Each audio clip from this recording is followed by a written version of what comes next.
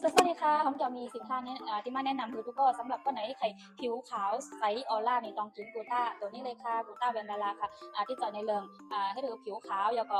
นาเป็นพากาจุดด่างลำหอยสิวเจ้านี่ค่ะถ้ากินตัวนี้ค่ะหนึ่งกับพวกหอยพากาเรียกว่ารอยสิวเขาก่อนที่จางลงค่ะสวัสดีขอให้พี่มีปัญหาผู้โพสหรือนอนราบตีเน่นมือซาบินเมื่ออีกเพราะว่าร่างกายเข้าขาคอลลาเจนเขาต้องหาอาหารเสริมเมื่อนี้จอยได้ทำว่าเล็กหรือใหญ่เข้าจะกินของทอดของมันของปิดของอย่างระวังจะกลายเป็นเส้นเลือดอุดตันไขมันหรือว่าเป็นโรคหัวใจเบาหวานเบอร์สูง